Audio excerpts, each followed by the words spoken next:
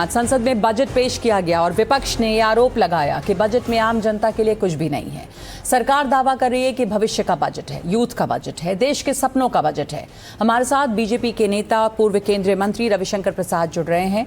बहुत धन्यवाद आपका रविशंकर जी हमारे साथ जुड़ने के लिए। नगमा बोल रही हूँ और आपसे जो बजट जी नमस्ते, बजट की बात विपक्ष ये कहेगा, हमेशा कहता है, एक रिवायत है कि विपक्ष जो है उसे क्रिटिसाइज करता है, तो उससे हट के शेयर बाजार बहुत नहीं उछला, शेयर बाजार कुछ मायूस दिखा इस बजट से। क्यों, क्या लगता है आपको, ऐसा क्या था इसमें?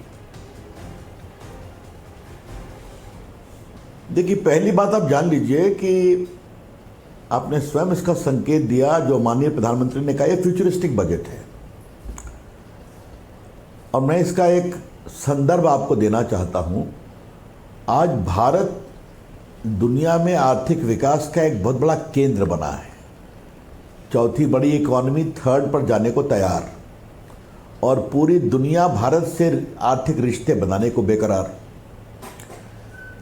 अभी आपने देखा होगा किस प्रकार से पूरे यूरोपियन कमीशन के जो लीडर्स आए थे, उन्होंने भारत की अर्थव्यवस्था के बारे में, संभावनाओं के बारे में क्या क्या बातें कही।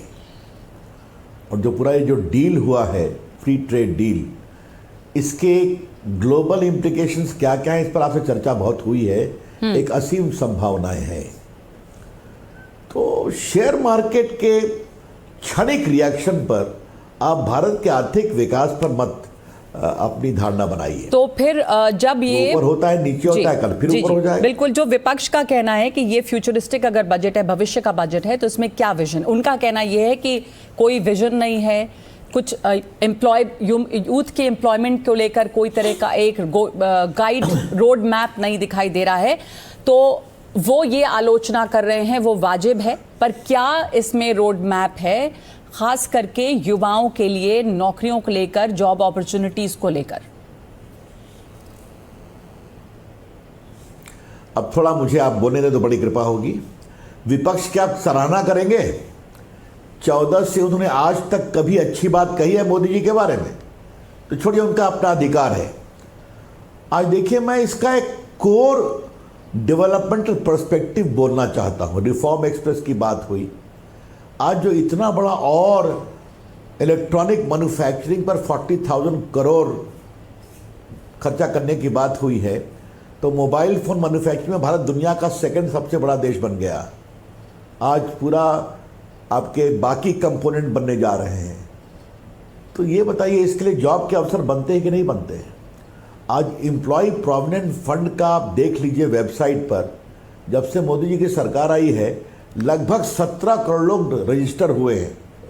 रजिस्टर वही होता है जो एक ऑर्गेनाइज जॉब में है, प्राइवेट या गवर्नमेंट जॉब में। ये क्लियर हुआ? इतनी सड़कें बन रही हैं ना, गांव में बिजली जा रही है ना, इलेक्ट्रॉनिक मैन्युफैक्चरिंग हो रहा है ना, सर्विस सेक्टर में बढ़ रहे हैं ना, भारत का ऑटोमोबाइल दुनिया का सेकंड बन गया है ना। तो ये सब तो जॉब क्रिएट करते हैं ना। ये बजट क्या कर रहा है, जो मैं आपसे बताना चाहता हूँ।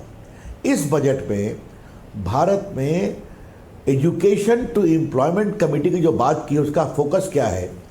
हमें दुनिया के सर्विस सेक्टर में भारत को एक महत्वपूर्ण जगह बनानी है और भारतीय टैलेंट का सदुपयोग करना है। जो कॉर्पोरेट मित्र की बात की गई है, टायर 2, टायर 3 सिटीज़ में जो इतना विस्तार हो रहा है, तो हम वहाँ पर कंप्लायंस के लिए, बाकी के लिए एक नए अवसर दें, तो नौजवानों को ट्रेन किया जाए। जो पूरे स्किलिंग की बात आई है पूरे विस्तार से, उसमें इसकी चर्चा है, तो ये सब उसी की बात है ना। आप देखिए, अगर आप देखिए किसान और किसानी में, ये पहली बात कोकोनट, कोका, चंदन की लकड़ियाँ, बाकी सब, इस खेती पर नॉर्थ ईस्ट से साउथ तक जो जोर दिया गया है, उस पर फोकस किया गया है, फिशरीज को लेकर के। तो ये सब क्या है?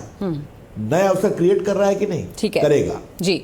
तो रविशंकर जी, अगर आप इजाजत दें, ये जॉब तभी होता है जब देश का विकास होता है। चलिए, एक आखिरी सवाल मैं आपसे पूछना चाहती हूँ, जिसपे एक आलोचना भी थी, और कुछ दिनों पहले ही जब गीता गोपीनाथ ने पोल्यूशन को लेकर बात कही, तो पोल्यूशन और केंद्र में आया और हम सब दिल्ली में झेल रहे हैं इसको। बहुत सारे एक्टिविस्ट की, आज मैंने एक्स पे पोस्ट देखी कि कोई भी प्लान नहीं है किस तरह प्रदूषण से लड़े। नहीं, आपने देखा होगा बजट में उसका पूरा प्रावधान है। अब आपके पास समय की कमी है, वरना मैं बजट नहीं, मेरे पास समय की कमी नहीं। मैं एक बात सवाल पूछ रही हूँ कि लोगों ने इस तरह की क्रिटिसिज्म की, ये वो लोग हैं जो लगातार बजट देख रहे हैं एनवायरमेंट के नजरिए से। मैं उनकी बात आपके सामने रख रही हूँ। मैं ऐसे आपने बहुत अच्छा किया, धन्यवाद। तो मैं आपसे एक ही बात बहुत विनम्रता से कहूँगा, नरेंद्र मोदी की सरकार सस्टेनेबल डेवलपमेंट, पॉल्यूशन को लेकर पूरी कमिटेड है जी। आगे जो भी करने की आवश्यकता होगी करेंगे। ये पूरा जो आपके हिमालयन टूरिज्म या बाकी सब, ये सब क्या है, उसी का एक बहुत बड़ा पार्ट है।